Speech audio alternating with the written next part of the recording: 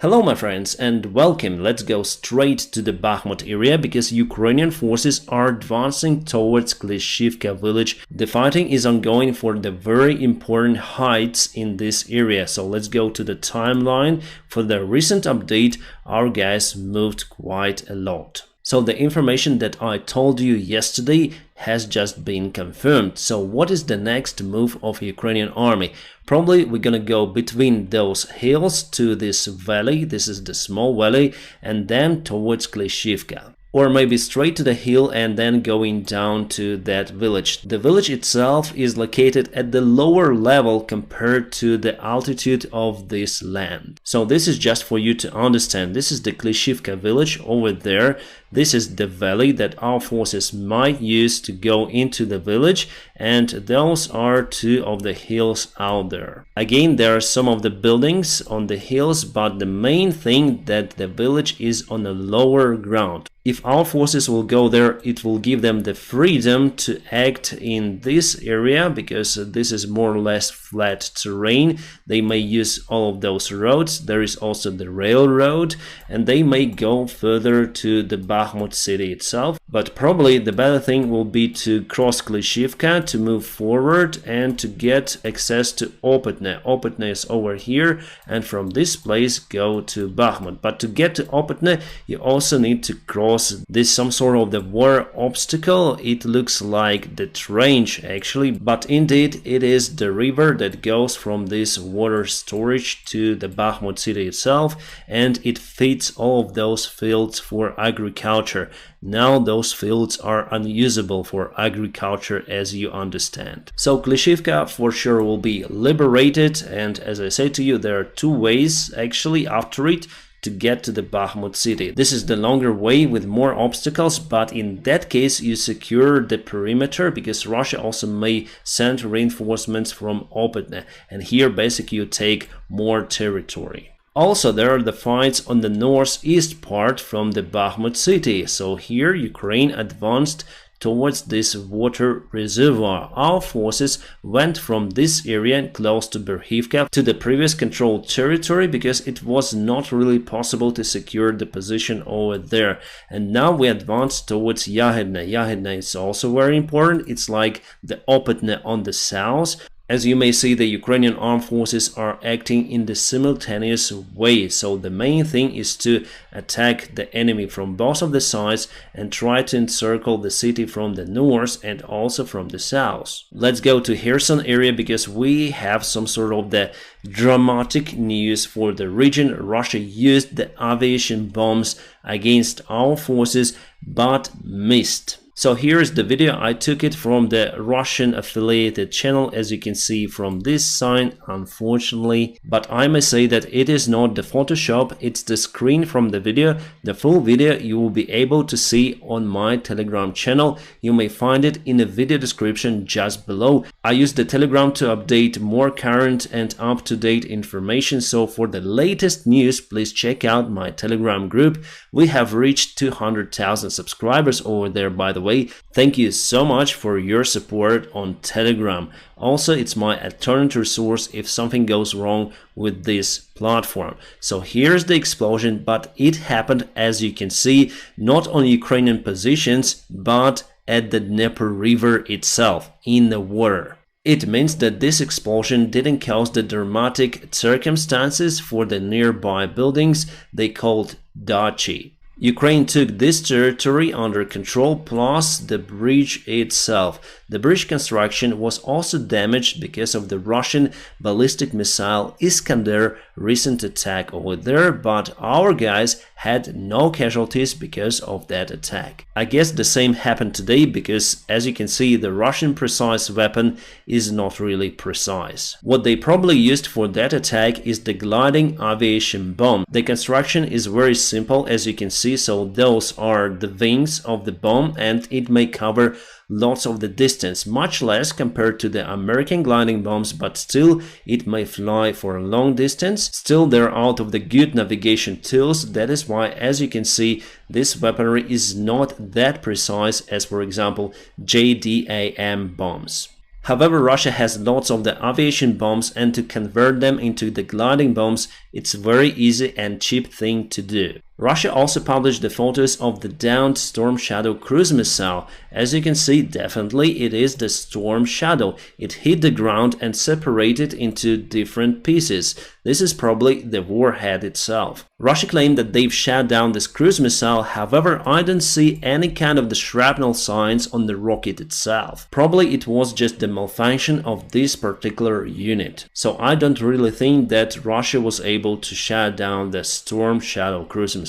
And those are the American gliding bombs that we use on our MiG-29s, the GDAM extended range. It could be a little lighter compared to the Russian gliding bomb, but it flies for the longer distance and for sure it is more precise. As you can see, our soldiers wrote some letters of support towards the United States of America. Today, Russia lost the fastest military jet they have, the MiG-31. It crashed during the planned exercise over the far east coast of the Russian Federation. Until now, the search and rescue operation is still ongoing and there is no information about the pilots. The MiG-31 is famous of carrying the Kinzhal hypersonic missiles. So one less start platform for those rockets in that case.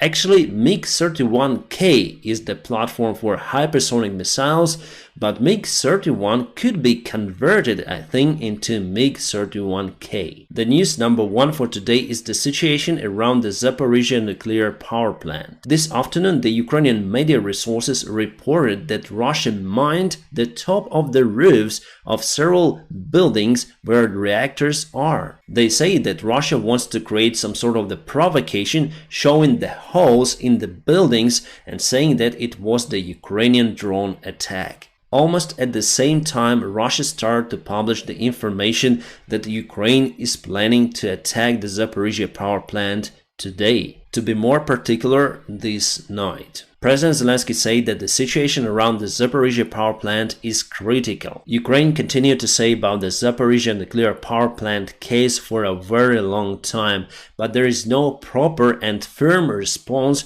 from the International Atomic Agency. On their official page, there's just the information about the power line change to supply the Zaporizhzhia nuclear power plant with energy. They do not say anything about the threat from the Russian army on the power plant. Ukraine started to publish the information of how to behave in case of the disaster in nuclear power plant. Yes, the situation could be very terrible, but from what I see, Ukraine hasn't announced the evacuation from the nearby villages or cities. Here we have the wind map of the region, so I hope you can see something. This is Crimea and this is Zaporizhzhia, so power plant is somewhere over here. This is the wind forecast for several days and we'll see how it goes. So mostly it blows towards the south, then it circles over here, goes here and more to the southwest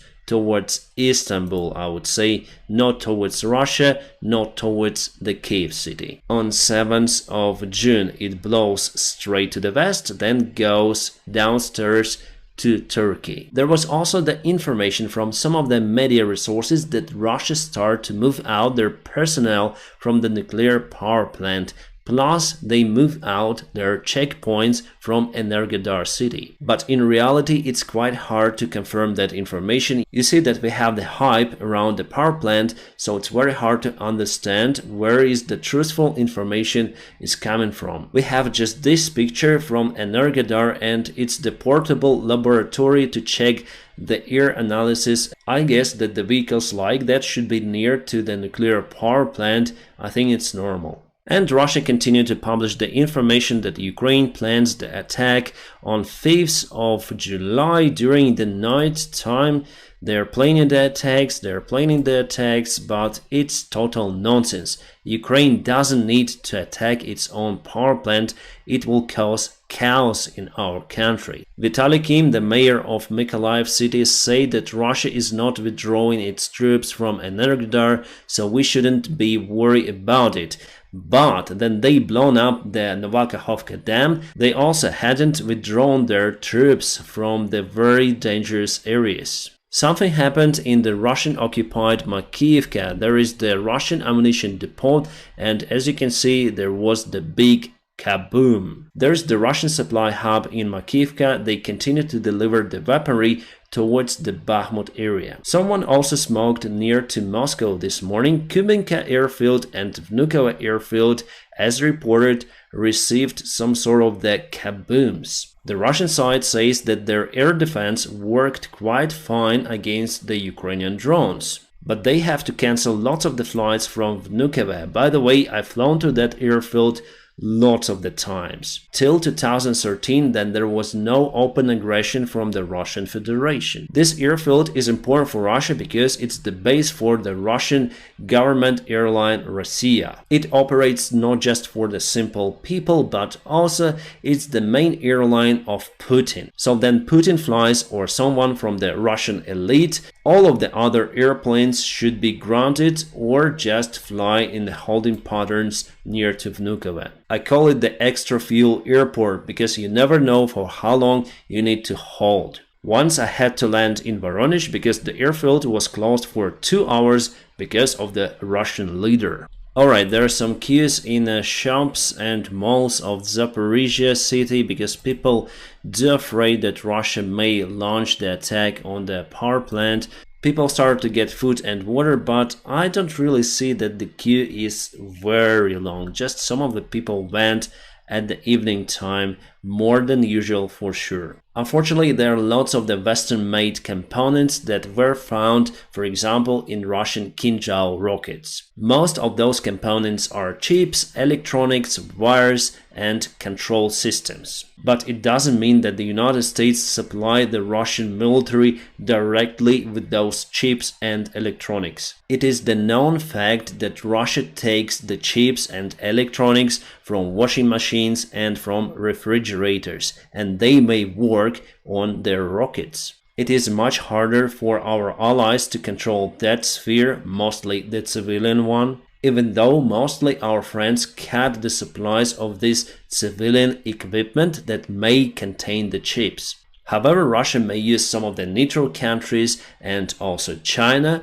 to re-export those very important products for their military. So the second army in the world, the superstate, is unable to produce their own rockets alone. This day, 1 year ago, the Ukrainian army officially left Lysychansk. Since that time, yes, Russian army moved forward. They gained Soledar, Bakhmut, Krasnaya Gora. In general, geographically, they moved by 35 kilometers per 1 year. The battle for Bakhmut was longer than the battle for Stalingrad, and as you can see, it isn't over. The Ukrainian army for the last months took 10 kilometers, so we may say that Ukrainian army moves much faster compared to the Russian army. And soon we're gonna liberate our territory fully. My friends, now press the like to this video, and also if you want to support my job, there are some links available just in the video description below. You may support me on PayPal, Patreon, or on the sponsorship of my channel. Thank you so much for your awesome help and your awesome support. I wish you all a peaceful sky wherever you are, and have a great time.